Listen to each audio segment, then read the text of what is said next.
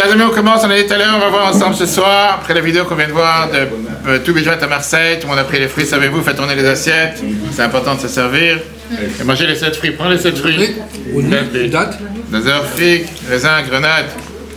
Messieurs, mesdames, la question qu'on va voir ce soir ensemble, quel rapport il y a entre l'homme et l'arbre?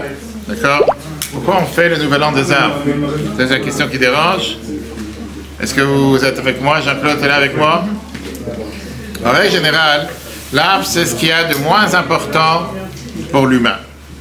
Si on aurait fait le Rosh Hashanah ou le Nouvel An des animaux, on aurait pu comprendre que c'est un lien commun avec l'humain, puisque les animaux ressemblent plus à l'humain que les arbres. Si on aurait fait le Rosh Hashanah du blé, on aurait pu aussi comprendre, puisqu'on a un rapport avec le blé, on sait très bien qu'on ne peut pas vivre sans blé. On ne parle pas du blé, on parle du blé qui pousse. Mais l'arbre n'est pas indispensable pour la vie. On peut très bien vivre sans arbre. On peut très bien vivre sans manger de fruits. Quelqu'un qui ne mange pas de fruits, il ne risque pas de mourir. Même s'il y a les publicités qui te disent qu'il faut manger 5 fruits et légumes par jour. Lachiquement parlant, d'après la Torah, les arbres, les fruits, c'est considéré un plaisir, pas une nécessité. Il y a des humains qui malheureusement n'ont pas quoi vivre, comment vivre, etc. Ils peuvent manger, ils mangent je sais pas, du riz, des céréales. Les fruits, c'est pas quelque chose qui est indispensable, que sans ça tu ne peux pas vivre. Je connais des gens qui ne mangent pas de fruits. Même si bien sûr c'est important, c'est bon pour la santé. Je fais le contraire. Mais encore une fois, le vin, et alors tu ne peux pas vivre sans boire du vin? C'est bien quand même. Ok. Au contraire, il y a des gens qui vont te dire que moi tu manges du raisin, il y a des choses qui sont pleines de sucre, mais tu t'emportes. En deux mots, le rapport entre l'homme et l'arbre n'est pas si important, n'est pas si cohérent que tu as le rapport entre les animaux, qu'on ressent beaucoup plus à l'animal, ou on ressent, comme on l'a dit tout à l'heure, au blé, pas qu'on ressent, mais qu'on dépend du blé, on dépend des céréales beaucoup plus que qu'est-ce qu'on aurait dû dépendre des arbres. Alors la question elle est, pourquoi on se réunit et pourquoi chaque année on a l'habitude de fêter Rosh Hashanah la Ilanot, Rosh Hashanah des arbres? Il y a des gens qui arrivent, on va rajouter des chaises bien sûr, d'accord, il n'y a pas pour tout le monde, mettez-vous à l'aise, etc. Ok. Chers amis, on va commencer d'abord avec 2 raisons. On va voir qu'est-ce qu'on apprend des arbres, qu'est-ce qu'on apprend des racines, qu'est-ce qu'on apprend des fruits.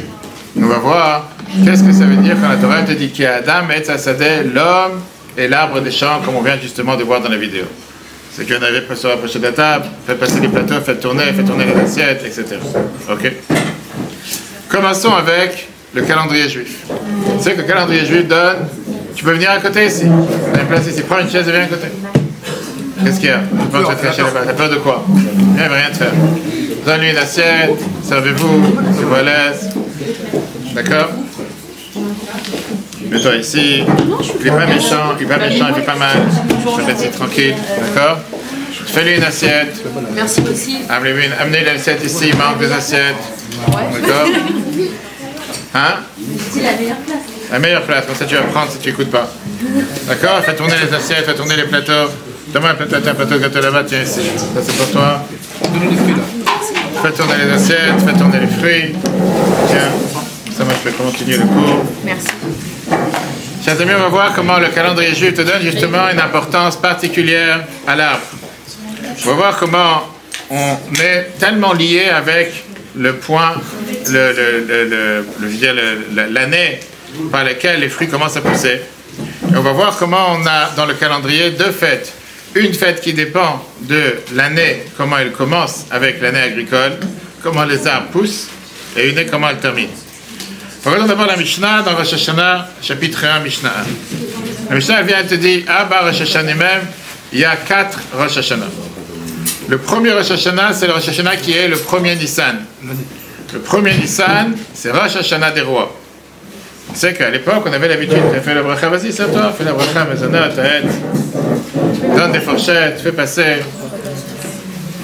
Le Rosh Hashanah des arbres. Le Rosh Hashanah des rois, pardon, dit que les rois ils devenaient rois à partir du mois de Nissan. Par exemple, si un roi est devenu roi à partir du mois de Shvat ou du mois d'Adar, dès qu'arrivait le Rosh Chodesh Nissan, il commençait la 2e année de ce roi. Ça, c'est le cycle. Le Rosh Hashanah des rois, c'était le mois de Nissan. Le mois d'Elul, le Aleph Elul, le premier jour du mois d'Elul, c'est Rosh Hashanah des animaux. D'accord? Qu'est-ce que ça veut dire des animaux? Depuis quand on fait Rosh Hashanah pour les animaux? La Torah te dit par rapport au maaser qu'on a amené sur les animaux, qui veut dire comment je décide l'année fiscale des animaux? Rosh Chodesh Elul. Si quelqu'un il a un animal qui est né au mois de Tammuz, par exemple, arrive Rosh Chodesh Elul, maintenant commence la deuxième année de cet animal par rapport au Maaser. C'est pas que tu calcules par rapport de Tammuz à Tammuz. Bien sûr, on a le Rosh Hashanah que tout le monde connaît, qui est le Rosh Hashanah du calendrier juif, le Rosh Hashanah qui est le premier du 7e mois, du 7e Tishri, qui est le Rosh Hashanah des années, Rosh Hashanah les Shanim, qui est à partir du moment où on change le nombre dans l'année, 5785, 5786, etc. Vous savez ou pas? Mange. Et on a, la Mishnah qui termine avec le 15 Shvat. Le 15 Shvat, Rosh Hashanah Leilanot, Rosh Hashanah des arbres. Par rapport à quoi? Par rapport aux mitzvot qu'on faisait en Israël, en règle générale, les mitzvot qui sont en rapport avec tout ce qui dépend de la terre agricole et qu'on va rentrer après dans les détails. C'est que l'année agricole dans la Torah commence le 15 Shvat. Ça même, on va demander la question pourquoi. Pourquoi ça ne commence pas en Adar? Pourquoi ça ne commence pas en, je sais pas, en Kislev? Pourquoi le 15 Shvat? Exactement, qui a défini? Fais tourner les plateaux des fruits parce qu'ils ne doivent pas rester sur la table. Jean-Claude, c'est à toi de t'assurer que le plateau il tourne. Tu as des restaurants aujourd'hui que tu as comme un tapis avec les plateaux qui tournent. Ça, c'est bon, ça. Non, t'as jamais vu? Ça tourne. On doit faire comme ça un tapis ici, que les plateaux ils tournent tout le temps. Rashi, dans la Gemara, Rosh Hashanah, vient et te dit que le 15 Shvat, il commence à faire moins froid et la sève commence à monter dans les arbres. Et donc, commence à pousser la nouvelle récolte. Alors que la sève qu'il y avait dans les arbres jusqu'au 15 Shvat, c'était en rapport avec l'année précédente. Ça, c'est un. Dans Yerushalmi, il te dit que maintenant qu'ils sont passés 4 mois depuis le début de l'année, depuis que la pluie elle a commencé à tomber, jusqu'à ce que l'eau elle a commencé à pénétrer dans les racines des arbres, elle a commencé à abreuver les arbres. Et donc tout ce qui a poussé avant le 15 Shvat, c'est un rapport avec l'année dernière. Ce qui pousse à partir d'aujourd'hui, du 15 Shvat et plus tard, c'est un rapport avec l'année suivante. Et c'est comme ça qu'on va calculer les différentes manières de comment donner le maaser, etc. Donc ça, c'est la première raison. Vu que les fruits, que la sève est poussée dans l'arbre avant le 15 Shvat, ça va faire, c'est ce qui a poussé par exemple du début de l'hiver, c'est en rapport avec l'année précédente. Tout ce qui pousse à partir du 15 Shvat, en rapport avec l'année d'après. Tu vas me dire, mais qu'est-ce que ça me regarde à moi? Très simple. Quand on parle en Israël, parce que c'est le seul endroit sur terre où il y a les mitzvot qui dépendent de la terre, on dit que là-bas, il y avait différentes taxes, différents impôts, différents types de maaser, différents types de dîmes qu'on avait l'habitude d'amener en fonction de l'année. Par exemple, il fallait donner le trouma au Kohen. Aujourd'hui, on n'a plus le devoir de donner la trouma au Kohen à ce moment-là. Mais néanmoins, c'était calculé de telle année à telle année. Le maaser qu'on donnait au Lévi, la dîme qu'on donnait au Lévi, c'était 10%. Aujourd'hui, on ne donne pas ça au Lévi. Pourquoi? Parce qu'aujourd'hui, personne ne peut dire réellement qui est Lévi ou pas. À part ça, il y avait encore une fois le maaser rishon, la mitzvah de donner 10% de la récolte. Et ça dépendait en fonction de la première année, deuxième année, quatrième année, cinquième année de la Shemitah. Et c'est en fonction de ces années-là qu'on calculait à partir du 15 Shvat. Très bien. Maintenant, encore un détail, c'est qu'on n'avait pas l'habitude d'amener ou de prélever le maaser d'une année, des fruits qui ont poussé l'année précédente à l'année suivante. Et donc, par exemple, un fruit qui a poussé l'année précédente, tu ne vas pas le grouper avec disant, bon, je prends le temps en total, ce qui a poussé il y a 2 mois et ce qui pousse en 1 mois, et de ça, je prélevé le maaser. Non, c'est 2 années différentes. C'est comme on va parler des impôts, tu n'as pas les impôts de 2 années ensemble. Il y a les impôts de telle année, les impôts de telle année. Ça, c'est un rapport avec le maaser. Ok. Ça, c'est la parenthèse pourquoi le 15 Shvat et pourquoi on commence le 15 Shvat. Maintenant, rentrons dans le vif du sujet. Avant de terminer la parenthèse du 15 Shvat, la Torah vient te dire qu'il y a autre chose, qui est la fin de l'année fiscale ou de l'année des arbres. On sait très bien que le 15 Av, qui est en plein été, c'est la fin de l'année que la Torah considère que les fruits continuent à pousser. Pourquoi? Parce que la Gemara te dit à l'époque, on a appris ça plusieurs fois, qu'on avait l'habitude d'arrêter de couper du bois pour amener les sacrifices, pour amener le bois pour le temple, parce qu'à partir du 15 Av, il commence à faire même bonsoir, prenez les chaises, asseyez-vous, mettez-vous à l'aise, il y a des chaises. On a l'habitude de quoi faire? On a l'habitude en général de couper les bois pour les amener au temple. Mais comme à partir du 15 Av, il commence à faire plus chaud, venez à l'avant, restez pas tout ça là, venez à côté, éteindre. Prenez les chaises à l'avant, donnez-leur une assiette, c'est ça, ça va vous servir, faites tourner votre résultat de servir les gens. C'est là pour quelque chose. De toute façon, tu n'écoutes pas, au moins tu sers. Tiens. Et donc, quel était le... Qu'est-ce que je disais? Oui, que comme il y a de la pluie, comme il commence à faire moins chaud, et il y a des vers qui rentrent, dans les bois, et on ne peut pas amener des bois avec des vers dans le temple, alors on a arrêté de couper les bois à partir du 15 Av. C'est-à-dire que la Torah considère que cette période dans laquelle les arbres commencent à pousser, ou que les fruits commencent à pousser, ça commence le 15 Shvat, et ça s'arrête le 15 Av. Jusqu'à maintenant, c'était la grande parenthèse de tout ce qui sont les lois agricoles. Maintenant, on va rentrer dans les détails, qui est que la Torah te dit que Rosh Hashanah des arbres, c'est une fête pour l'homme, une fête pour l'humain. Bien sûr, c'est Rosh Hashanah des arbres, mais nous, on fait de ça une fête. Comment on fait de ça une fête? La seule chose qui nous reste aujourd'hui, c'est qu'on ne jeûne pas le 15 Shvat. Et la deuxième chose, c'est qu'on ne dit pas Tachano, on ne dit pas les supplications. Et d'ailleurs, le Rabbeinu Gershom te donne un détail, que si jamais un public il a voulu faire une fois créer un jeûne lundi, jeudi, lundi, et que lundi tombait le 15 Shvat, le premier jeûne c'était le 15 Shvat, il faut repousser le jeûne la semaine d'après, parce que le 15 Shvat c'est un jour de fête. Un jour de fête, on peut jeûne pas. C'est quoi la question? Supplication, c'était aujourd'hui, il fallait pas. À partir d'aujourd'hui, Mincha, ce soir, et demain on ne dit pas non plus. Si tu as fait, c'est pas grave. C'est-à-dire que tu devrais faire 2 fois la fête. C'est soit la seule fois que tu as pu faire. Comment il est David? Assis-toi, asseyez-vous, servez-vous. Ils ont des assiettes. Vous avez fait passer les plateaux des gâteaux. Pourquoi genre? Sinon je vais me lever servir les gens. Regarde, les assiettes sont pleines devant moi. Ok. Tu donnes les assiettes vides, Mordechai. Les assiettes pleines devant. Non, les fruits, faites passer. Prenez les 7 fruits d'Israël, servez-vous. Le Shulchan Aruch 131 te dit, on a l'habitude de ne pas faire Tachanoun le 15 Av et le 15 Shvat. Mais à part ça, j'ai dit, il y a la coutume de manger des fruits. Alors, moi, tout à l'heure, la question, depuis combien de temps? La première fois qu'on voit écrit cette coutume de manger des fruits, ça a commencé il y a combien de temps? 500 ans. C'est pour ça que la fête des Tunisiens s'est reportée à demain soir. 500 ans, pourquoi? Ça a commencé à 500 ans, le Shulchan Aruch, Magen Avraham, Siman 131, te dit la phrase suivante. Le minhag des Ashkénazes était de manger beaucoup de sortes de fruits de l'arbre, et surtout, tiens, fais passer ça. Et surtout, faire passer, un accent sur les fruits avec lesquels la terre d'Israël a été bénie. Ça, c'est ce qu'on avait l'habitude depuis 500 ans. Il y a 300 ans, il y a eu en Israël, le Rishon LeZion, qui s'appelait Israël Yaakov El-Ghazi. Et lui, il a fait sortir un livre dans lequel il a expliqué différentes coutumes de manger les fruits des arbres, basées sur des paroles du Tanakh, de la Bible, des paroles du Zohar. Et il t'amène de Rabbi Chaim Vital, qui était l'élève du Harizal, il y a 400 ans, à Tzfat, à Safed, qu'en Israël poussait 30 types de fruits, 30 sortes de fruits. Et il te dit, c'est 3 catégories de 10, écoute bien. Les 10 premiers fruits, on les mange avec la peau, qui sont par exemple les raisins, les dattes, les pommes, etc. Ça correspond au monde de la Bria, monde de la création. Après, tu as 10 fruits qu'on les mange en entier, qu'on les mange mais on jette les graines, il y a des pépins à l'intérieur. Par exemple, les olives, les dattes, les abricots, ça c'est en rapport avec le monde de la formation. Et après, il y a 10 fruits qu'on jette la peau. C'est quoi ces 10 fruits? Les grenades, les noix, les amandes, etc., les agrumes. Et ça, on parle des fruits des arbres. Mais c'est pas moi, c'est lui qui l'a dit. Vous avez une banane. Vous avez une banane poussée sur un arbre. La banane, c'est Adama. Alors justement, pourquoi la banane c'est Adama et pas Etz? Pourquoi? C'est tous les ans. Parce que d'après la halakha, pour considérer un arbre, il faut que le tronc il ne disparaît pas pendant l'hiver.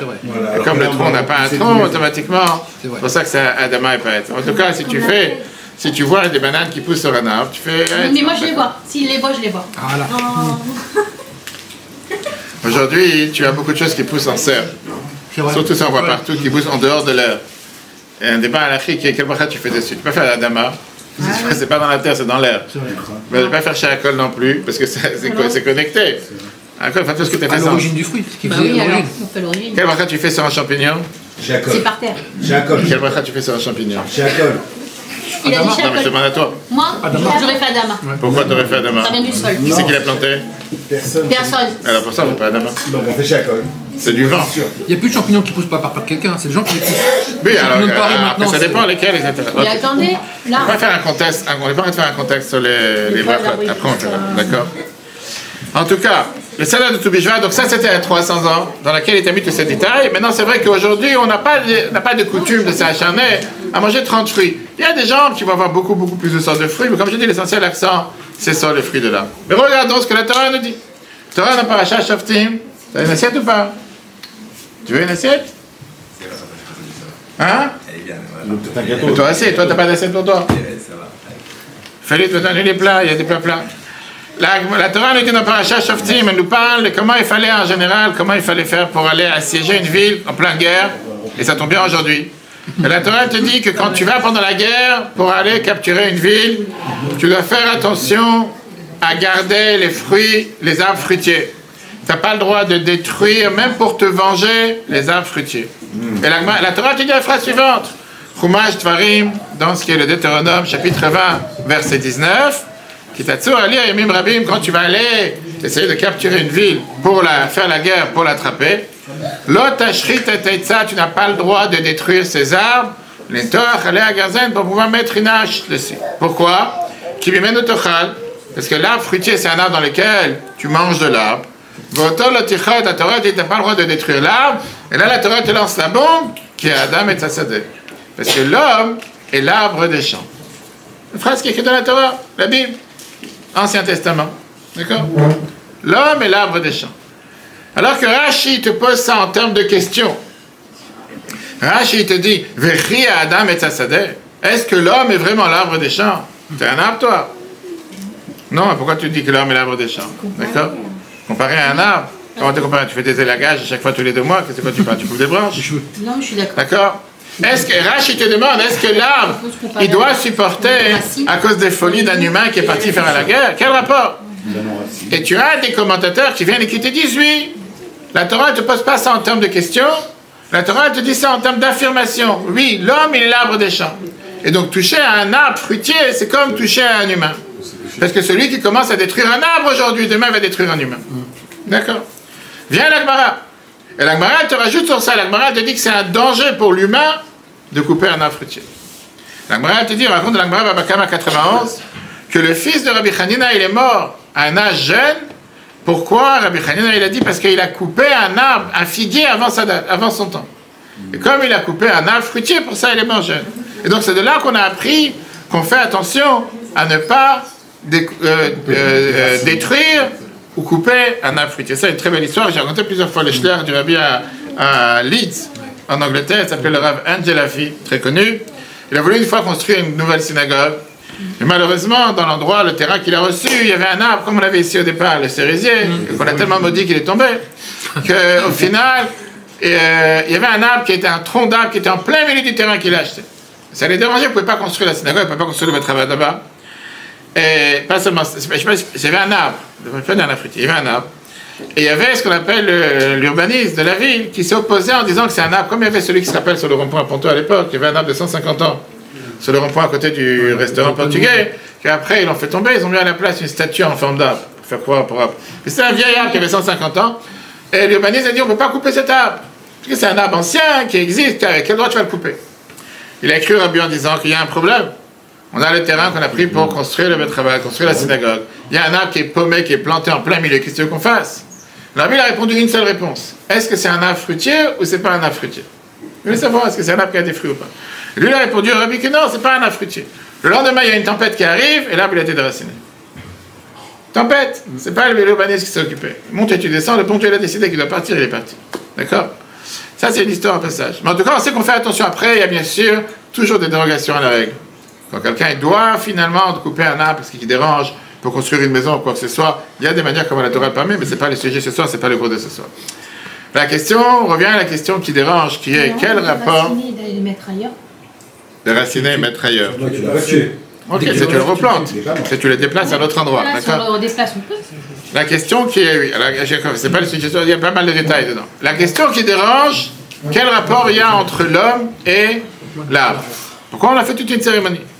Vient le Even Ezra, commentateur de la Torah, et le Even Ezra vient et te dit que la vie d'un humain dépend de tout ce qui est la végétation, tout ce qui est le végétal. Il veut dire que quoi? Que tout ce qui pousse en général, comme le blé, comme tout le reste, c'est vital pour l'humain. Alors que la viande, les animaux, c'est pas vital pour l'humain. Le Even Ezra te dit, tu peux très bien vivre sans viande, et tu as beaucoup de civilisations qui ne mangent pas de viande. Aujourd'hui, tu as les gens véganes, va savoir. Mais manger sans végétation, sans plantes, sans quelque chose qui pousse, c'est presque impensable. Et donc on dépend de l'humain. Et d'ailleurs, c'est la raison pour laquelle la semaine dernière, qu'est-ce qui s'est passé dans la paracha que Mordechai a lu tellement bien ce Shabbat, qui était que quand le peuple juif s'est plaint, et il a demandé à Dieu d'avoir quoi? D'avoir du pain qui tombe du ciel, l'Echem ben Hashemayim la manne. Il a demandé à Dieu d'avoir du pain, il s'est plaint pour avoir à manger. Dieu l'a fait descendre la manne du ciel. Mais quand le peuple juif s'est plaint en disant on va avoir de la viande, là Dieu s'est énervé. Pourquoi? Parce que la Torah te dit la viande c'est en plus. Tu peux vivre sans viande. Alors qu'avoir des fruits, végétation, tu ne peux pas vivre sans végétation, tu es obligé de l'avoir. Non. T'es d'accord ou t'es pas d'accord? Pourquoi tu as de la viande sur ta tête comme ça? Okay. Alors ça revient à la question qu'on a demandé tout à l'heure. Si on dépend de tout ce qui est le monde végétal et le monde agricole, pourquoi on fait une fête sur l'arbre et on ne fait pas une fête sur le blé? On aurait dû faire une fête sur les céréales, on aurait dû ce soir manger toutes sortes de gâteaux possibles. Le blé, il a sa propre prière. Alors pourquoi tu as répondu à la question? Ah, c'était la réponse? Non, j'ai demandé une question, tu n'as pas écouté? Non. Pourquoi on fait une fête sur les arbres et pas sur le blé? Parce qu'il a sa propre prière. En quoi ça a répondu à la question? Parce qu'il est déjà mis à l'honneur. Je vois pas pourquoi. Je vois ça les m'a fruits, répondu. avec le motif, les fruits, ils ont tous la même prière. D'accord. Les légumes... Et les céréales, ils ont tous la même prière. Oui, mais pas le pain. Je suis pas d'accord. Bah si. Un pain, tu fais pas seulement de céréales, de blé. Un pain, tu peux faire des potes, tu peux faire d'avoine, tu peux faire de seigle, tu peux faire de tout ce que tu veux. D'ailleurs, on peut faire modification du pain à l'épeautre ou à Bien autre sûr, chose que le blé. il y en a beaucoup qui font. Aujourd'hui, tu as des gens qui ont un problème avec le gluten et qui mangent des matzot qui sont faits au seigle, qui mangent des matzot qui sont faits à l'avoine. 100%, pourquoi pas? Il n'y a aucune interdiction. Bon bah voilà, tu vois. Mange pas. Si, j'ai mangé. Va manger. Mais j'ai déjà mangé. Tu vas te rattraper pour tout ce que tu n'as pas mangé. Ok, donc ça c'est numéro 1. Pourquoi on fait une fête pour l'arbre et pas pour le blé? Ça c'est numéro 1. Numéro 2, on a dit tout à l'heure que le Rosh Hashanah des animaux, ça c'est pour toi, c'est le Rosh Chodesh Elul. Pourquoi on n'a pas vu qu'on fait une fête pour les animaux? Imagine-toi, on aurait fait une fête pour les animaux. Tu aurais eu des chats, des chiens qui viennent de mettre à bas, tu aurais eu des souris, des lapins, tout ce que tu veux. Au contraire, les gens te disent que les viandes d'un animal est plus importante pour la vie. Certains te disent que les fruits. Et on te dit qu'il y a une beaucoup plus grande ressemblance entre les animaux et l'humain que les arbres et les animaux. Pourquoi? Parce que d'abord, les animaux, c'est des êtres vivants. C'est-à-dire, et l'arbre, il ne vit pas. Je ne suis pas quelqu'un qui parle avec un arbre. Je connais des gens qui parlent avec des animaux, pas avec un arbre, en règle générale. Deuxièmement, les animaux, ils naissent et ils partent de ce monde comme un humain. À tel point que la Torah te dit que les animaux eux-mêmes, ils ont des différents sentiments, différents traits de caractère. Il y en a qui ont ce qu'on appelle la honte, il y en a qui ont la créativité, il y en a qui ont la force, comme le lion, etc. Il y en a qui sont plus dégourdis, qui courent plus rapidement. Et on a vu ça il n'y a pas longtemps. Donc, comment Yaakov, il a béni les 12 tribus, avec chacune des tribus qu'il a comparé à un différent animal. Et différents critères dans lesquels la Torah te dit clairement qu'on peut apprendre différents traits de caractère des différents animaux. Il y a une énorme ressemblance entre le monde animal et l'être humain. Et néanmoins, on ne fait pas une célébration pour célébrer Rosh Hashanah des animaux. On fait Rosh Hashanah des arbres, pas des animaux. Pourquoi? Plus que ça, on sait que le premier siman de Shulchan Aruch vient et te dit que le matin quand tu te réveilles, tu dois être habile comme un lion, comme une panthère, souple comme un aigle, fort comme un lion. La Torah dit tout ça pour faire la volonté de Dieu. Et la Torah, elle va plus que ça. La paracha de cette semaine qu'on apprend les 10 commandements, comme le merveilleux cours qu'on a eu lundi soir. On voit que la Torah te dit que si jamais Dieu n'aurait pas donné les 10 commandements, on aurait appris la pudeur d'un chat, on aurait appris le vol d'une fourmi. Comment une fourmi ne va jamais voler quoi que ce soit, elle va à chaque fois ramasser pour construire sa maison, et qu'un chat en général, il va toujours se cacher pour faire ce qu'il doit faire, etc. Il y a toujours des exceptions. D'accord? Ouais. La Torah continue en te disant que Yaakov, quand il a béni le peuple juif, quand il a béni les 12 tribus, il les a bénis avec des formes, différentes formes d'animaux. Il a béni Yehuda qui soit ressemblé à un lion, Issachar comme un âne, Naphtali comme une gazelle, Dan un serpent, pour ça qu'il est assis à côté de moi. Et comme ça, il a donné beaucoup d'autres noms à différents animaux, que ce soit le loup, que ce soit l'ours, que ce soit l'abeille, et sans fin. Alors pourquoi, s'il y a une telle ressemblance entre l'humain et l'animal, pourquoi on ne fait pas une fête par rapport à le Rosh Hashanah des animaux, et on fait toute une fête au Rosh Hashanah des arbres, qui apparemment, à premier abord, on n'a pas du tout de ressemblance entre l'humain et l'arbre. C'est quoi le problème? Comment on peut bénir avec un animal qui a été maudit? Comment on peut bénir la tribu de Dan avec le serpent? Tu l'as créé comme ça. Tout d'abord, chaque chose que Dieu a créée sur terre, il y a ce qu'on appelle l'aspect positif et l'aspect négatif. On n'a pas béni qu'il devienne un serpent. Tu vas te dire, c'est quoi l'idée du serpent? Qu'est-ce qui se cache derrière? Mais encore une fois, rappelle-moi à la fin du cours, je répondrai par rapport à sa présentation. On ne peut pas dévier du sujet. Oh, mais...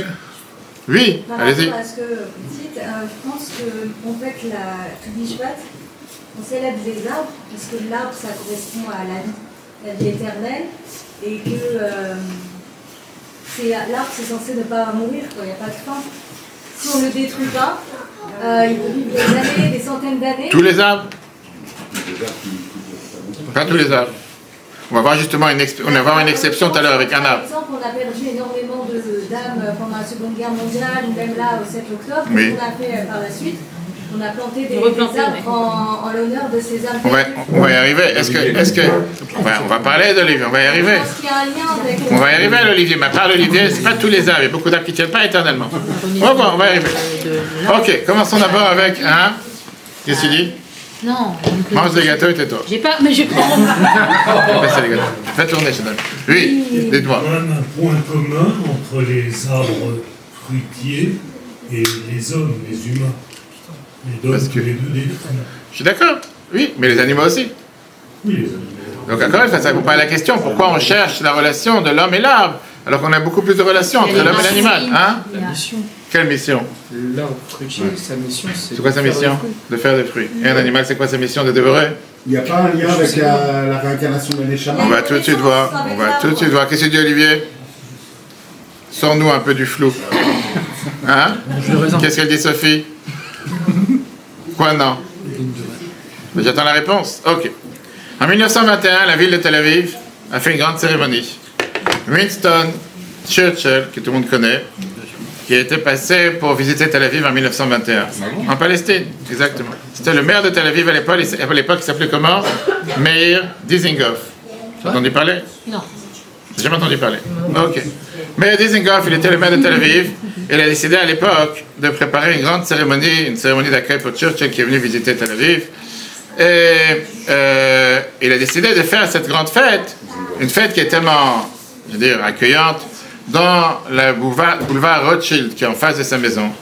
Et pour pouvoir justement faire toute une cérémonie pour que l'invité soit tellement émerveillé de ce qu'il voit, il a demandé à tous les agents municipaux d'aller déraciner toute une rangée d'arbres qui avait face à l'école qui s'appelait Mikvé Israël, et de les planter, de les mettre devant sa maison. Comme ça, comme M. Churchill va venir et visiter, il va voir toute cette rangée d'arbres.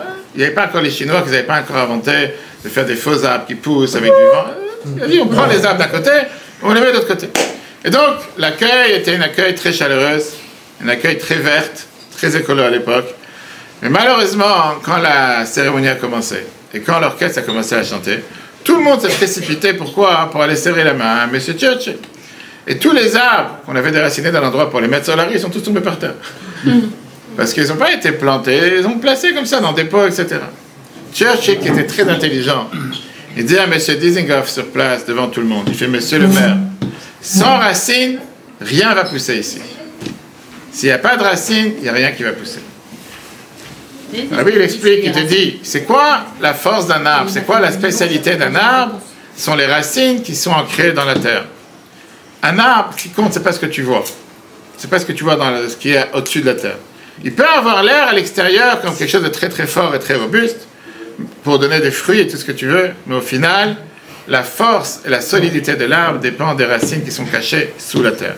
S'il a des racines solides, et s'il a des racines qui sont ancrées en profondeur, il pourra surmonter toute année, qu'il soit des années de sécheresse, des années des épidémies, des maladies, etc. Il va pouvoir tout surmonter, et après quelques années, il va pouvoir refaire sortir encore des fruits, et des fruits merveilleux, même si pendant certaines années, il n'a pas fait sortir des fruits. Par contre, s'il a des racines qui sont coupées, ou il a des racines qui sont pleines de vers, ou pleines de venin, ou pleines de poisons, etc., le fait qu'il a l'air très beau sur la surface, c'est juste l'apparence. Il ne va pas pouvoir survivre le moindre tempête, et le vent, comme on voit à chaque fois qu'il y a des tempêtes ou qu'il y a du vent, on voit tout de suite les arbres qui tombent. N'importe quel vent léger va les faire tomber. D'où on a vu ça? On a vu ça dans la première paracha que la Torah nous raconte de ce qui s'est passé avec un arbre, la paracha de Noach. La paracha de Noach te raconte que pendant 6 mois, le monde était rempli de masses d'eau à cause du déluge qui recouvert toute la planète. 40 jours, le déluge est tombé du ciel. Et après, pendant 5 mois, on a eu toutes ces sources de l'abîme qui est montée, qui a recouvert l'eau. C'était de l'eau chaude, peu importe les détails.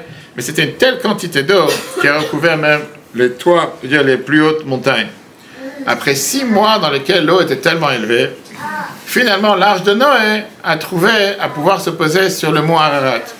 Noach, il a à ce moment-là envoyé une colombe à l'extérieur pour voir s'il y a un endroit sec sur terre où on peut mettre ses pieds. Et ça, c'était le symbole que la terre a commencé à sécher. Qu'est-ce que la Torah nous raconte? La colombe elle est revenue avec quoi? Avec une feuille d'olivier dans sa bouche. Et ça, c'était le signe que l'eau elle a commencé à descendre et que les arbres ont donné de nouveaux fruits. Alors, tout le monde demande la question comment est-ce possible? Comment l'olivier a pu donner des fruits si rapidement ou une feuille si rapide? Alors qu'il y avait une telle pression d'eau, les arbres sont tombés, tout a été détruit. Il fallait tout commencer à repousser depuis zéro. De repenser à replanter des graines, avoir encore des racines, avoir un tronc, avoir des branches, jusqu'à ce que tu aies des feuilles vertes qui poussent. C'est une histoire qui dure quelques mois, voire quelques années. Comment Noach, après quelques mois, alors que l'eau elle est encore partout, il envoie une colombe et tout d'un coup il te sort, tout d'un coup une branche d'olivier avec une feuille. Le Ramban, Nachmanide, te donne ça une réponse facile, que le déluge n'est pas descendu en Israël. Et la colombe, elle est partie chercher une feuille d'olivier en Israël. Ça c'est une avis. Une autre avis vient te dire qu'il a amené une feuille du Gan Eden, du paradis, où là-bas il n'y avait pas de déluge. Mais ça, ce ne sont pas des réponses qu'on peut accepter. On va prendre le cours de lundi soir. On doit se fier au pshat, au sens simple du verset. Dans le verset, ce n'est pas écrit une chose pareille. Ce n'est pas écrit qu'il n'y a pas eu de déluge en Israël. Dans le sens simple, ce n'est pas écrit une chose pareille. Et donc, c'est difficile de dire aussi que la colombe, elle est partie au paradis pour revenir. Bonsoir, si vous mettez-vous à l'aise, prenez une chaise. On est bien obligé de dire qu'il y a une autre réponse. Le rabbi vient ici, il donne une réponse très intéressante. Le rabbi te dit que la Torah, elle te dit clairement, il y a de la place ici de l'autre côté. Faites passer les assiettes, faites passer les plateaux. Le rabbi te dit qu'on on parle ici dans la Torah. La Torah, elle n'a pas choisi ici juste un nom pour te dire un nom d'un arbre. La Torah, elle a choisi ici un olivier. Même s'il n'y a pas de différence si c'était un olivier ou si c'était un autre arbre. Parce qu'elle vient te dire qu'il y a une qualité particulière dans l'olivier qu'il n'y a pas dans aucun autre arbre. C'est quoi la spécialité de l'olivier? T'as jamais vu un olivier? Tu rigoles ou pas? T'en as chez Castor, t'en as partout. Hein? T'as jamais vu? C'est quoi la qualité de l'olivier? Il est très puissant, il y a un tronc avec des racines très profondes. La qualité de l'olivier, c'est quoi? C'est la force. Parce que ça fait des olives. Ça fait des olives. Tu veux éclairer ou pas? C'est de l'huile d'olive. Attends, le cerisier, il a aussi des racines hyper Une seconde. La qualité de l'olivier, c'est sa force d'endurance, sa force de survie. Écoute, on a vu c'est un cerisier. Je ne savais pas comment il était plus haut. Et alors, il a fini par il n'est plus là. D'accord? C'est Hachem, ça n'a rien à voir. C'est pas Hachem. C'est aussi Hachem. Tout est Hachem. C'est pas que ça. L'olivier, il est considéré comme un des bois les plus solides qu'il y a dans la nature. Pas seulement ça, il y en a qui te disent qu'il est le plus solide qui existe dans la nature. Dans le Galilée et à Jérusalem, tu as des oliviers qui ont plus de 2000 ans. 2000 ans. Il y en a qui disent qu'ils ont survécu des tremblements de terre, survécu des incendies, survécu des épidémies, survécu des maladies naturelles. Ils se rappellent peut-être le deuxième temple, et peut-être que de ces oliviers, on amène de l'huile pour allumer les bougies de Hanouka dans les temples. Il y en a qui te disent qu'un olivier, il est capable de survivre éternellement tout le temps que tu t'occupes de lui, et ils peuvent même en vivre éternellement. À partir du moment que tu donnes à boire comme il faut, et tu t'occupes de couper ce qu'il faut couper, etc., il peut vivre éternellement sans jamais disparaître. Le seul arbre, ça c'est l'olivier. Dans les livres agricoles, ils te donnent 2 raisons à ça. Première raison, d'où vient l'éternité de l'olivier? Tu dis parce que le tronc a la place de grandir en hauteur et grandir en largeur. Oui. Comme ceux qui mangent des repas, les plats tunisiens demain soir, etc. Qui a la place. Je sais pas, des fèches qui mangent chaque fois, ils te versent de l'huile, ils te versent à chaque fois du sucre. Ils grandissent en largeur et pas en hauteur. Et donc, je ne sais pas si on vit plus longtemps. Les humains qui mangent du sucre et de l'huile, en général, je ne sais pas si ils vivent longtemps. C'est pas des oliviers. En bonne santé, on est bien. Oui, ok. C'est pour ça que tu trouves des troncs d'olivier qui sont très très très larges, d'accord? Jusqu'à ce qu'on a besoin parfois d'avoir plusieurs humains pour entourer le tronc. À tel point, ils sont très très larges. Et ça garde justement sur sa force. De l'autre côté, ce qui nous concerne, c'est que les racines de l'olivier s'étendent beaucoup, beaucoup plus profondeur et beaucoup plus large. Et ils sont tellement solides qu'ils peuvent se faufiler à travers les rochers, à travers les montagnes, comme on voit ça en Israël. Et c'est ce qui fait garder le tronc qui est énormément puissant, énormément pesant, énormément solide, qui ne peut jamais tomber. Et c'est comme ça que le tronc, il se renouvelle à chaque fois à la force des racines qu'il a cet olivier. La colombe de Noach a été capable de trouver un seul olivier solide qui était têtu, qu'il avait des racines énormément puissantes Et malgré la pression d'eau qu'il y a eu au déluge, c'était un tronc qui était à un niveau très élevé sur les montagnes. Et en quelques temps que la terre a commencé à sécher, il a pu commencer à donner des nouvelles branches et de nouvelles feuilles, c'est comme ça. Donc ça, c'est le point numéro 1 de ressemblance qu'on a entre l'arbre et l'humain. Pourquoi la Torah te dit qu'Adam et Tzassadeh, l'homme et l'arbre des champs? Parce qu'un humain dépend énormément de ses racines. Ce qui fixe le futur d'un être humain, ce n'est pas les fruits qu'il va faire pousser, mais c'est les racines qu'il a, qui ne sont pas forcément dévoilées à l'extérieur, mais qui sont surtout les racines qui sont ancrées, les valeurs qu'il a à l'intérieur. S'il a des valeurs solides, il est garanti de pouvoir survivre tous les défis. Si malheureusement il a des valeurs qui sont pas solides, qui sont comme du vent, qui n'ont... Hier soir, j'apprenais avec un khatan justement pour son mariage en Israël. On apprenait au téléphone ensemble. J'ai rappelé que pourquoi la Torah compare un mariage à un édifice éternel. Le Rabbi rappelle ça à chaque fois. C'est quoi un édifice éternel? Que la première année de mariage, en général, on met les fondations pour le futur de toute la vie. Et si les fondations sont solides, à ce moment-là, on est garanti que tout le reste reste solide. Amen. Si les fondations ne sont pas solides, ici on a la chance à Ponto Combo d'avoir beaucoup de Portugais, que Dieu les bénisse. En règle générale, comme cette maison, qui est une maison qui a été construite par un Portugais, quand on a dû détruire, casser en bas, la grande salle, les murs qui étaient de garage ou de douche, il y avait une douche en bas, il y avait un garage, ils ont mis je ne sais pas combien de jours ou de semaines pour essayer de casser un mur qui était incassable. C'était pas juste solide. C'était pas du béton armé, c'était du béton, j'ai pas d'où il a sorti, c'était incassable, tu ne peux pas casser un mur pareil. Ça, c'est les maisons qu'on m'a été. Maintenant, la réalité, elle est que dans toutes les maisons où je rentre, on met des mezuzot chez les gens, et à chaque fois, quand tu vas encore la semaine dernière, quand tu mets des mezuzot dans les garages, en général, il n'y a rien de spécial dans un garage, à part les Portugais qui te mettent du carrelage partout, etc. Mais les gens normaux, tu vois du ciment, rien de spécial. Et c'est là que tu vois sur les garages. Alors que tu vois des maisons américaines, que dès qu'il y a une petite tempête, toute la maison, elle est emportée, elle bouge comme un bateau. Parce que c'est fait en bois, et ça tient sans aucune racine, c'est pas enraciné. Quand tu as les fondations solides, même s'ils ne sont pas peints, ils ne sont pas de carrelage, ils sont pas de papier, mais ils sont solides, la maison elle tient.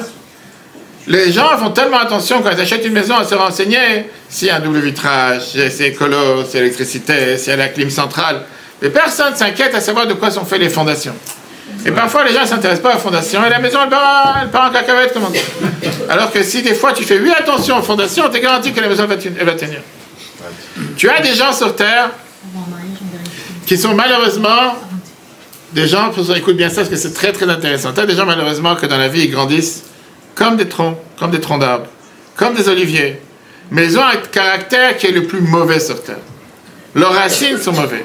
Des gens orgueilleux, des gens mauvais, des gens qui vivent avec un sentiment que tout est permis. Je peux faire ce que j'ai envie, j'embête le monde, j'écrase tout le monde, je peux faire du mal à tout le monde. Peu importe quelles sont mes racines, c'est pas ce qui compte. Ça, c'est si j'ai réussi à me construire au-dessus de tout le monde, comme tous ces grands troncs. Mais le moment où ils sont mis à l'épreuve, tout le château de cartes s'écroule. Le moment où ils ont un test, le moment où ils sont mis au défi, toutes leurs grandes valeurs qu'ils ont pensé faire croire, qu'ils sont tellement solides et qu'ils sont tellement forts, qu'ils sont tellement capables, tout s'écroule. Pourquoi? Parce qu'il n'y a aucune fondation. Il n'y a aucune valeur. Sous ce grand tronc, il n'y a rien qui se passe. De l'autre côté, tu as des gens qui parfois ils passent des défis, ils passent des épreuves, ils passent des difficultés, comme le peuple juif en général, et que quand il y a des moments de défi, c'est là qu'on reconnaît leur qualité supérieure. Et quand il y a un moment de défi, pas seulement qu'ils n'arrivent pas à se démoraliser, mais au contraire, ils savent puiser des forces qu'il y a à l'intérieur d'eux pour surmonter les épreuves et devenir encore meilleurs qu'avant. Pourquoi? Parce qu'ils ont des fondations. Parce qu'ils ont des racines. Parce qu'ils ont des valeurs. Viens, la Torah te dit, ça c'est le lien numéro 1 qu'il y a entre l'arbre et l'humain. Est-ce que tu as des fondations solides ou pas? Si tes fondations sont solides, même si tu as les plus grands défis devant toi, tu vas pouvoir les surmonter. Si quelqu'un n'a pas des fondations solides, dès qu'il a le plus grand défi, il s'écroule. Et tout ce qu'il a pu faire croire, comme quoi il est la personne la plus forte et la plus... Il voit absolument rien. On a vu ça dans l'histoire, on a parlé de ça dans le cours cet après-midi dans le Tanya, chapitre 6 de Yigot HaKodesh. On a vu ça avec Yosef. Yosef était celui qui a eu deux plus grandes épreuves dans sa vie.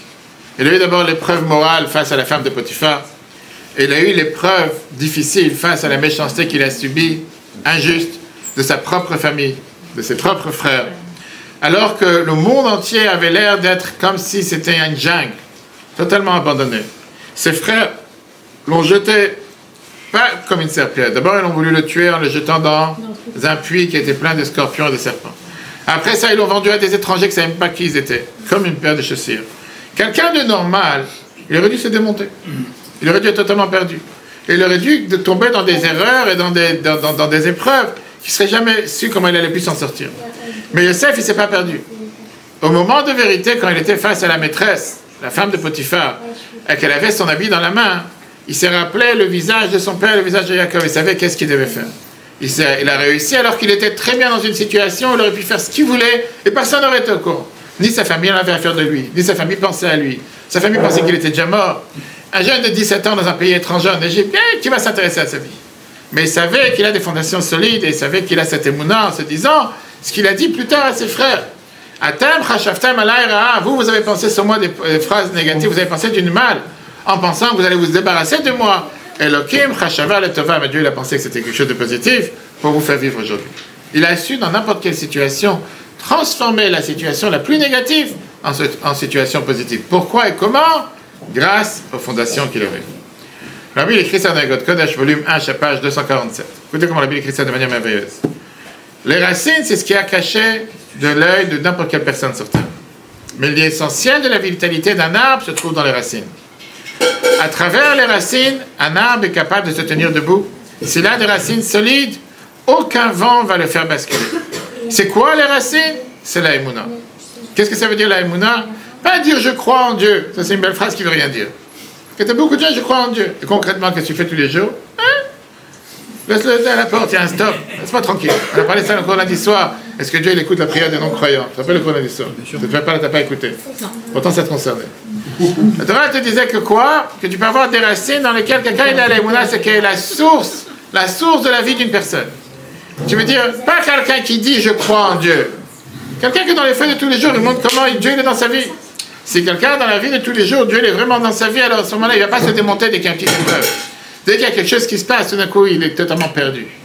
Dès qu'il a un petit bobo, dès qu'il a une personne qui m'écrit ce matin, ça fait déjà je ne sais pas combien de... pendant 2 heures la nuit, je n'ai pas pu bouger mon pied. Et il y a 2 jours, je n'ai pas pu bouger les 2 pieds. T'as dû dormir avec le pied contre le mur. Pour ça, tu vas plus. J'ai écrit, c'est une raison de plus pour te plaindre. Qu'est-ce que tu veux dire? Dieu a voulu que tu aies quelque chose pourquoi te plaindre. C'est que chaque fois que tu parles avec cette personne, toujours quelque chose de négatif. Il y a des gens qui peuvent dire il y a des gens qui vont savoir qu'ils ont... Quand j'arrive à pas dormir, je t'écrirai. Quand tu n'arrives pas à dormir, je te dirais, c'est la... va savoir. Mais non, la Torah vient te dire, non, il y a des gens qui se posaient ceci, il va y avoir les gens qui se... Les racines en général, c'est ce qu'on reçoit les premières années de la vie. Avant même le mariage, avant tout. Les bases, et c'est pour ça que la Torah considère, pourquoi ne comparer à un arbre, l'éducation qu'on donne à un enfant. Ça sera, si Dieu veut, le cours de demain soir, la conférence que j'ai dans le 12e, le travail du 12e, on va parler quelle était la divergence d'approche entre Moshe et Yitro. Pourquoi Yitro, il voulait que Moshe il éduque ses enfants dans l'idolâtrie d'abord, et après dans la religion juive. Et Moshe, il a dit non. Si tu as un doute et tu ne sais pas quel chemin prendre, alors tu vas tâcher d'abord tel chemin, après tu vas prendre le bon chemin. Mais quand tu es sûr du chemin, ne vas pas commencer à tâcher les autres chemins. Tu risques de tomber dans les pièges. Ça, c'est demain soir, on verra. Mais justement, je te dire que c'est les parents qui forgent l'idée d'un enfant, qui créent un enfant, qui donnent cette sécurité à un enfant, qui font en sorte de pouvoir enraciner chez cet enfant les valeurs les plus dures, les plus solides, qui font qu'avec le temps, il va pouvoir prendre forme, il va pouvoir avoir des beaux fruits. Mais tout dépend des racines que cet enfant il a eues depuis sa jeunesse. Ça, tu vas me dire, et qu'est-ce qui se passe avec les enfants qui n'ont pas eu de racines dans leur jeunesse? Il faut toujours rattraper. Mais comme on a parlé dans le cours, je ne sais pas si c'était aujourd'hui ou hier, oui, dans le cours d'hier après-midi, que redresser une barre tordue, c'est beaucoup plus facile que de faire pousser un arbre droit depuis le départ. On peut toujours redresser un arbre tordu. Mais c'est beaucoup plus dur. On peut bien le faire depuis le départ droit. Après la Deuxième Guerre mondiale, il y a eu des personnes, des activistes qui sont venus de la part du grand rabbin d'Israël à l'époque qui s'appelait le Rav Herzog, le grand-père de celui qui aujourd'hui est considéré le président, et qui sont passés parmi tous, on va dire, tous les différents temples et les différentes églises, les différents lieux de culte qui existaient en Europe pour aller repêcher les enfants juifs qui ont été là-bas dispersés pendant la guerre. Dans certains de ces lieux, de ces temples, etc., ils n'ont pas voulu laisser rentrer ces activistes qui sont venus en disant on ne sait pas qui est enfant juif ou pas. On n'a pas demandé aux enfants qui sont venus ici. Il y a beaucoup d'enfants qu'on a sauvés pendant la guerre. On ne sait pas si c'est des enfants juifs ou pas. Il y a même certains curés, certains prêtres, qui ont dit nous, on est prêts à vous laisser rentrer. On va rassembler tous les enfants. Et vous, dites-nous si vous identifiez les enfants juifs. Si vous réussissez, parce qu'ils ont un nez blanc, je ne sais pas, un nez rouge, ok. Si vous ne réussissez pas à l'identifier, rien à faire. Qu'est-ce qui s'est passé? Dans un endroit où ils sont entrés, ils ont décidé de rassembler tous les enfants juifs. Ils ont rassemblé tous les enfants juifs, et les activistes ont commencé à chanter à voix basse Shema Israël. Shema Israël, Hashem Elokeinu, Hashem Echad. Malheureusement, le 7 octobre, c'est passé exactement la même chose. Quand les soldats de Tzahal, ils sont venus sauver tous ceux qui étaient enfermés dans les différents endroits où ils se sont cachés pendant 10 heures, 20 heures, 30 heures, et que les gens qui étaient à l'intérieur, qui ne sont pas forcément des gens pratiquants ni religieux, mais qu'ils avaient peur en se disant que ce n'étaient pas des soldats qui viennent les sauver, mais c'est des terroristes qui se déguisent en soldats, il fallait que les soldats disent Shema Israël ou des phrases de la Torah, et que les autres ont dit que les terroristes du Hamas, que Dieu efface leur nom, ne sont pas capables de dire des phrases pareilles. C'est forcément des soldats, pour ça qu'ils ont ouvert la porte. En tout cas, ils ont commencé à chanter Shema Israël, et en un instant, tous les enfants qui étaient juifs se sont rappelés du Shema Israël qu'ils faisaient avant de dormir avec leur père et leur mère, et ils ont commencé à chanter Shema Israël ensemble.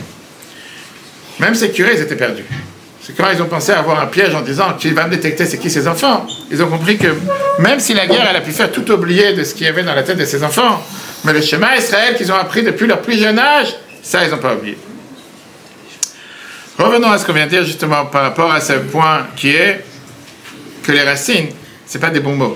C'est pas qu'un parent a dit à son fils, c'est quoi mon cher, c'est bien de faire Kiddush Shabbat, c'est bien de faire le fils Shabbat, c'est bien de mettre les tefillin. Mais ça vient surtout avec ce qu'on appelle le Messirut Nefesh, le don de soi, l'abnégation de soi des parents. Que c'est pas forcément quelque chose qu'on peut mesurer. Et la majorité des enfants ne sont pas capables de réaliser les efforts et les sacrifices que les parents ils font pour eux. La Gemara nous dit qu'un parent, il peut agir pour 10 enfants, mais 10 enfants ne sont pas capables de faire pour un parent, parce qu'un parent, il le fait pour 10 enfants. Parce que les enfants, en général, tout est facile. Il vient à table, le repas il est servi. Il vient dans le meuble, le linge il est lavé, il est déjà repassé. La seconde après, c'est déjà mis en pagaille, mais peu importe. Tout est fait d'office, tout est fait du ciel. Il n'y a aucun effort, il n'y a rien qui se passe. Les factures, ils sont payées. Il a besoin de quelque chose depuis un bouton, il reçoit. Il n'a pas besoin, il reçoit de toute façon. S'il demande, il reçoit double. Il n'y a jamais ni merci, ni pourquoi. Tout est normal. Pas dire des noms ici pour pas vexer personne. Il y a des gens qui comprennent de quoi je parle. Et c'est vrai que les parents, parfois, se disent, mais pour qui je fais tellement de sacrifices?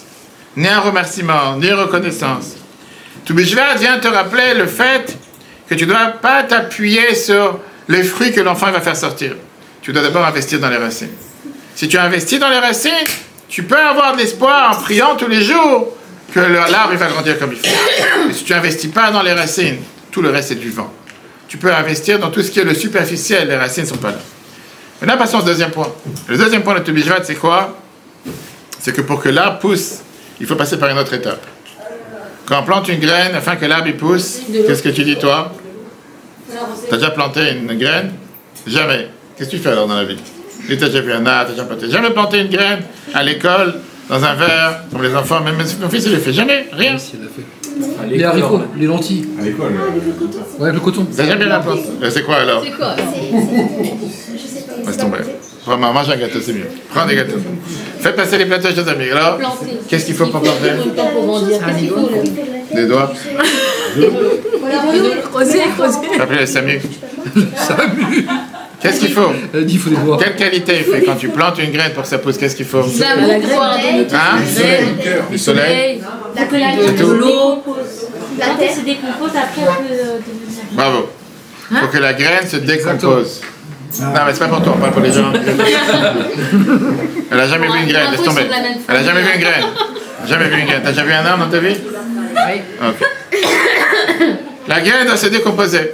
Maintenant, pour pouvoir faire pousser un arbre avec toutes ses forces, d'abord, il faut que la graine soit prête de s'éplucher, de s'unir avec la force qu'il y a de planter, de pousser qu'il y a dans la terre. Et tu veux dire quoi? Que pour pouvoir donner naissance à quelque chose de beaucoup plus grand, la graine doit se vider de sa propre force et de pouvoir se décomposer, de se mettre en retrait pour pouvoir donner naissance à quelque chose de beaucoup plus grand.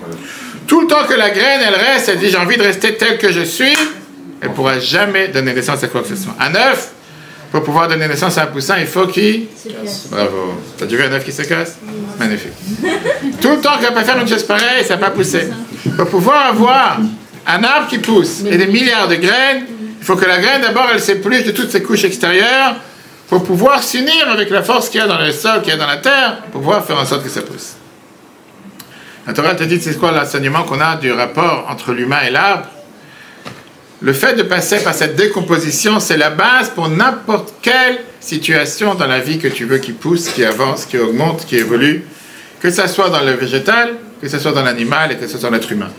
Dans le végétal, on vient de voir, dans l'humain, on l'a vu tout à l'heure, le poussin avec l'œuf, Et on sait très bien qu'en général, dans l'œuf, c'est la partie interne, d'abord dans l'animal, que tu as par exemple la partie interne de l'œuf qui devient comme noir et après il doit commencer à donner naissance. Et à plus forte raison quand on arrive à l'humain. Maintenant, sur la Gemara Baba Metzia 85 nous raconte, elle nous dit que Rabbi Zera, il est monté en Israël, il a décidé de jeûner sans jeûne pour oublier ce qu'il avait appris jusqu'à maintenant, qui était le Talmud Bavli, la Gemara de Babylone, pour apprendre la Gemara de Yerushalmi. Pour pas que ça le dérange, pour pas qu'il soit perturbé.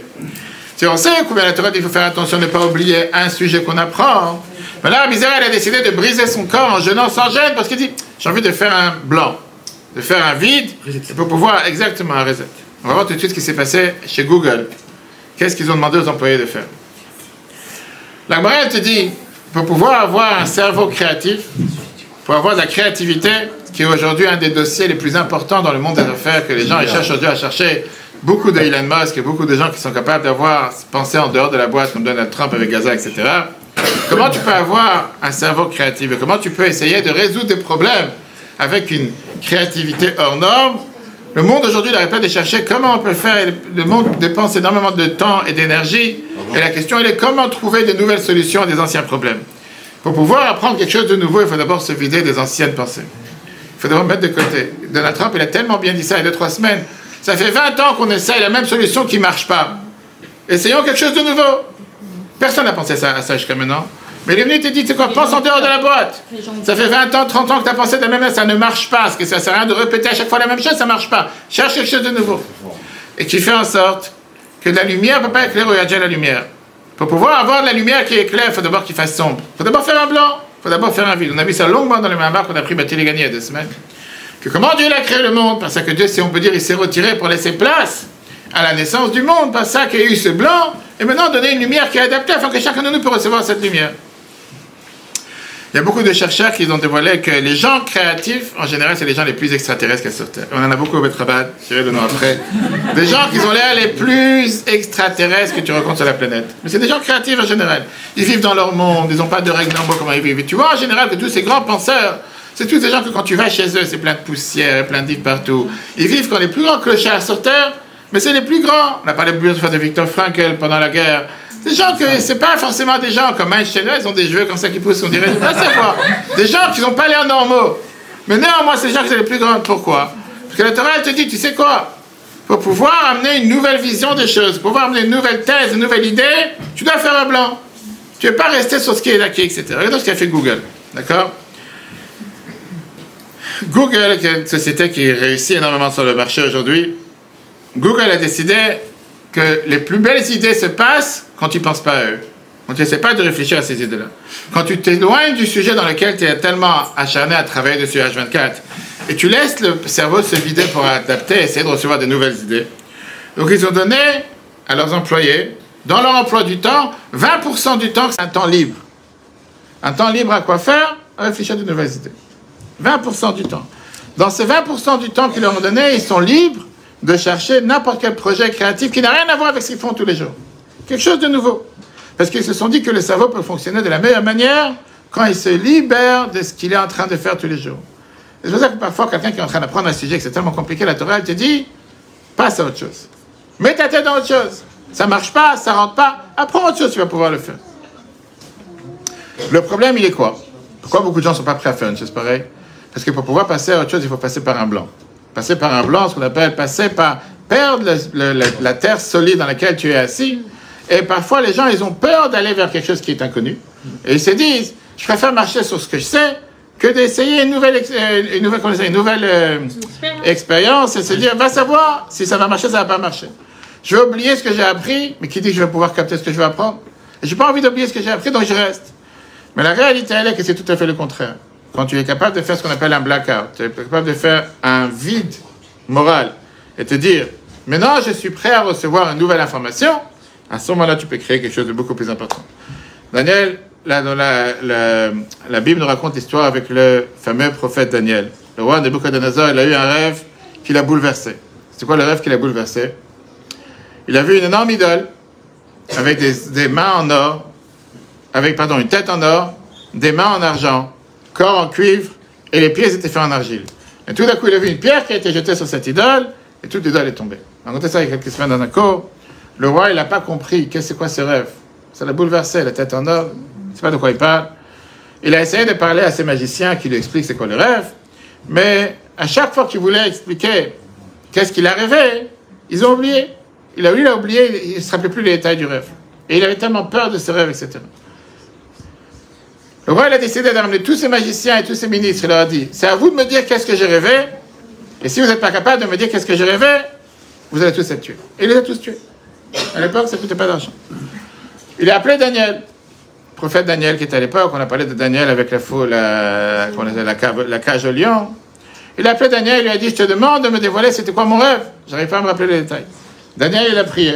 Et il a demandé à Dieu de lui dire, donne-moi le rêve que le roi a eu pour que je puisse l'expliquer. Et il a réussi ce même rêve. Et il dit ça dans le paragraphe 4, verset 16.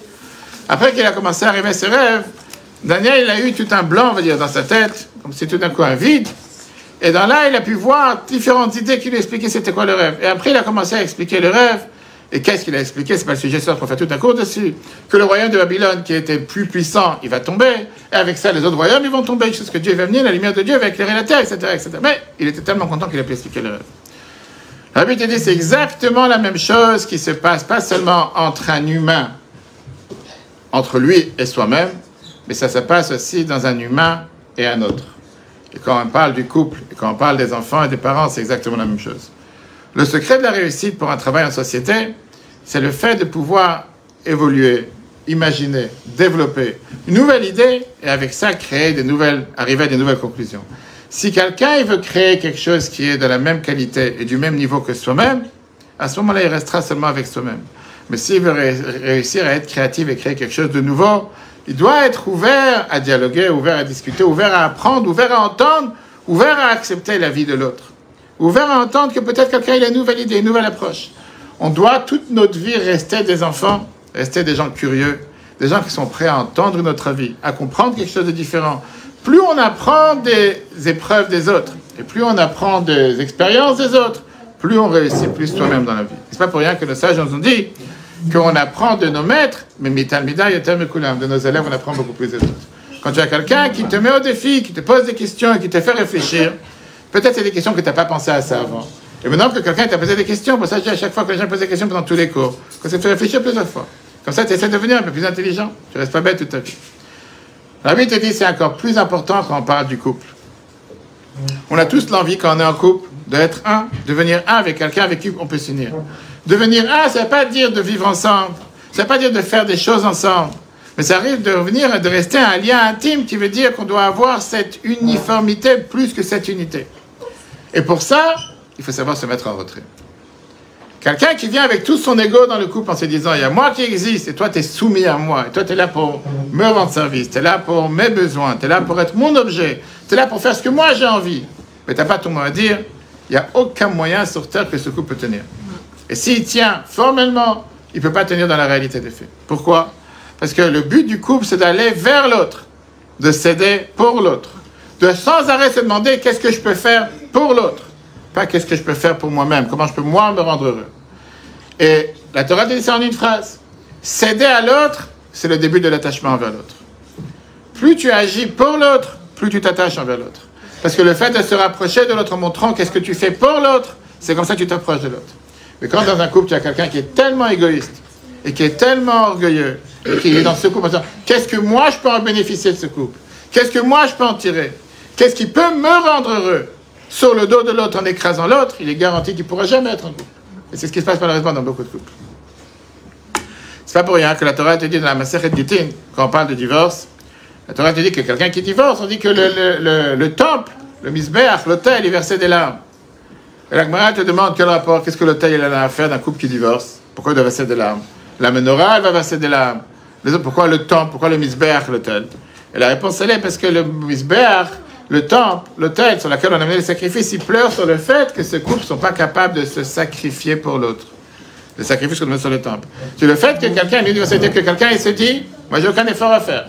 Moi je suis là pour gagner, moi je suis là pour être heureux, moi je suis là pour bénéficier, moi je suis là pour profiter de l'autre. Moi je dois faire un effort, j'ai aucun effort à faire, j'ai rien à changer. Tant pis, t'as rien à changer. Alors que moi, je vois les sacrifices du peuple juif qui viennent sur moi tous les jours. Et moi, je suis prêt à me sacrifier pour l'autre. T'as pas compris que le but du couple, c'est de se sacrifier pour ton partenaire. Tu n'as pas compris que tu dois faire des sacrifices. Pas sacrifier l'autre pour ton bien-être. Te sacrifier pour l'autre. Mais comme malheureusement, tu as un couple qui n'a pas compris ça. Le temps dit le plan du plein. Terminons avec une merveilleuse notion qui est ce que la Torah te dit, que c'est la raison pour laquelle la fête de Pessah est appelée la fête des Matzot. On sait très bien que la Torah a décidé de choisir un nom de la fête, pas 36 noms, un seul nom de la fête. Alors on sait que Pessah, il y a plusieurs noms. Il y a Pessah, il y a Matzah, il y a Maror, on ne mange pas du Chametz. Et la Torah, elle te dit que la fête de Pessah, c'est comment la Torah elle appelle cette fête? Chag HaMatzot, la fête des Matzot. Maintenant la question, elle est que nous, on n'appelle pas la fête des Matzot. Je ne dis pas quand est-ce qu'on va fêter Matzot. Je dis quand est-ce qu'on va fêter Pessah. Dans le calendrier, ça s'appelle Pessah. Pourquoi la Torah, elle appelle la fête de Pessah Chag HaMatzot? Et pourquoi nous, on appelle la fête de Pessah Chag HaPessah? Dans 2 mois, ce soir, 2 mois, jour pour jour, ce soir, on va essayer de Seder. Dans 1 mois pour rire. Pourquoi la Torah, elle appelle ça la fête des Matzot, et nous, on l'appelle la fête de Pessah? Qu'est-ce que tu disais? Vas-y, dis-toi. Moi, j'avais vu que la massa, quand le pain gonfle, ça représente l'accueil, et que quand la massa, elle est plate, c'est l'humilité, la soumission. Et alors? En quoi tu as répondu à la question? C'est peut-être pour ça que ça s'appelle la fête des Matzot. Dans la Torah, mais pourquoi on appelle ça la fête de Pessah? Pourquoi on appelle ça la fête de Matzot? C'est sauté et Hachem, il a sauté au-dessus. Peut-être il a fait comme un kangourou. Il a sauté au-dessus des maisons pour épargner les premiers. Tu n'as pas répondu à la question. Pourquoi on n'appelle pas ça la fête des Matzot comme la Torah? Pourquoi on a donné un nom différent? Qu'est-ce que tu dis, toi? Parce que c'est ce qui a marqué quelques juifs. Qu'est-ce qui a marqué? C'est toi qui es marqué. Non, mais c'est ce que. Enfin, je pense que c'est ça. L'effet qu'il a épargné les premiers-nés, c'est ça qui a fait qu'on a fait la fête. Enfin, je sais pas comment expliquer. Non. Prends un gâteau. Tiens la réponse. Pourquoi on appelle ça l'État? Qu'est-ce qu'il est tard? Il a à peine 9h, que oui. On tombe bien à 9h tous les soirs. Le pauvre. La réponse, comme on a dit, c'est une partie de la réponse, et c'est vrai que quoi? Hein? La réponse, elle est vraie que la différence avec la matzah et le chametz, c'est que tout dépend sur quel aspect de la fête on se concerne. La Torah, elle appelle la fête des matzot, qu'elle considère le sacrifice que les peuples juifs ont fait. Comme tu as dit tout à l'heure que la matzah, comment ça peut être une matzah à partir du moment que ça ne gonfle pas? Quelqu'un qui gonfle ne peut pas être une matzah. Tu veux faire ce que Dieu demande de toi, tu dois être une matzah, tu ne dois pas être du chametz, quelque chose qui gonfle. Pourquoi on appelle ça la fête de Pessah? Parce que nous, on fait allusion à ce que Dieu il a fait. On ne fait pas allusion à ce que nous, on a fait. Dieu, il n'a pas fait des matzot. Dieu, il a sauté d'endroit en endroit. Donc nous, on appelle la fête sur ce que Dieu il a fait pendant cette fête-là, qui était la fête de Pessah. Nous, on n'est pas infini comme Dieu de faire la distinction entre les Juifs et les Égyptiens. Mais la Torah, elle t'appelle ça pas par rapport à ce que Dieu il a fait, elle dit par rapport au sacrifice que nous, on a fait.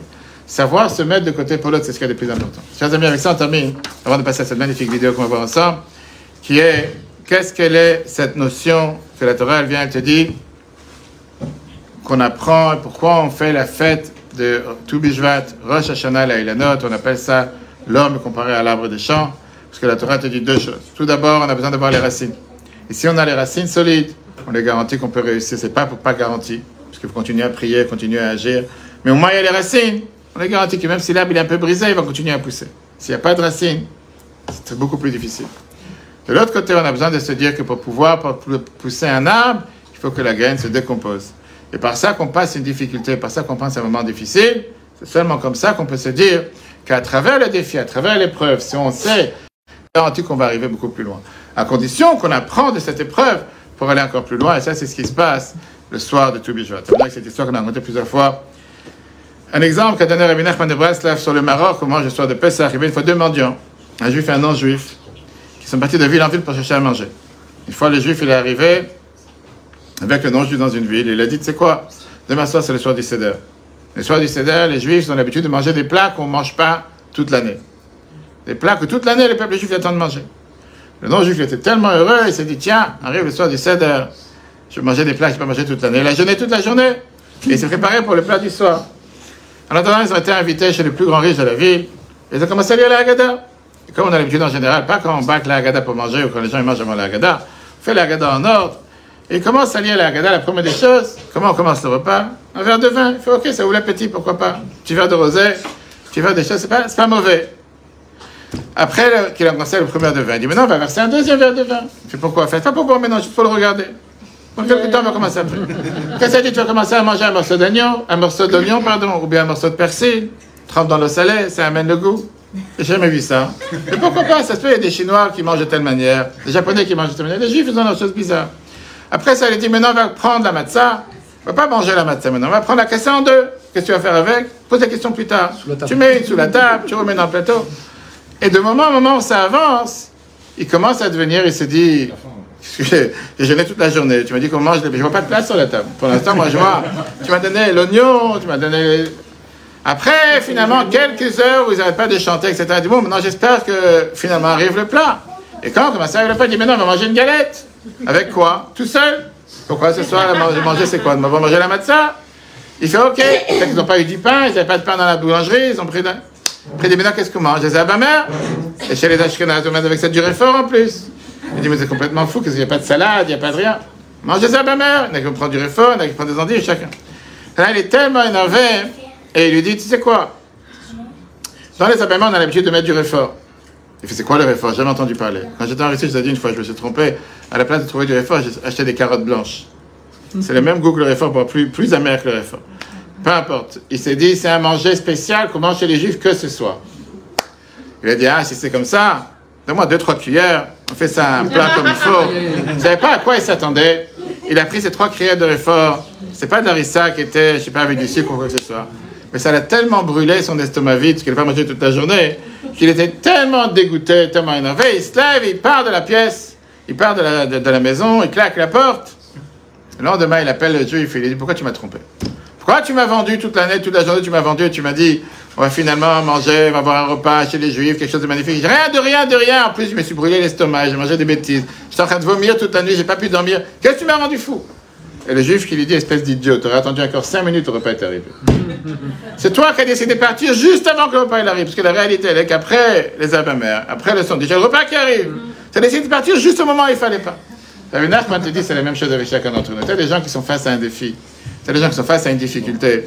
Et des fois, dès qu'il y a une difficulté, qu'est-ce qu'ils te disent? Ah, laisse tomber. Merci, il n'y a pas de Dieu, il n'y a rien. Où était Dieu le 7 octobre? Dieu de la... Il n'y a plus rien, merci, envoie, claque la porte. Si tu attends juste une seconde, tu réfléchis avec des yeux plus larges. Tu essaies de réfléchir en dehors de la boîte. Et tu essaies de te dire, tu sais quoi, si j'ai un défi, si j'ai une épreuve, ça pour tomber dedans, pour se dire, qu'est-ce que j'apprends de ça? Comme quelqu'un qui fait un accident en voiture parce que, je sais pas, il a pas vu, il était en train de regarder sur son portable, en train d'écouter un cours, et tout d'un coup, il y a une voiture qui est rentrée dans lui. Ça va, il s'est dit, pourquoi la voiture est rentrée dans moi? Il commence à s'énerver contre le monde entier. La prochaine fois, on regarde sur la route avant quand tu es en train de conduire. Je regarde sur la route, tu n'as pas fait d'accident. Je ne parle pas de celui qui est à côté de moi, je parle en gens normal.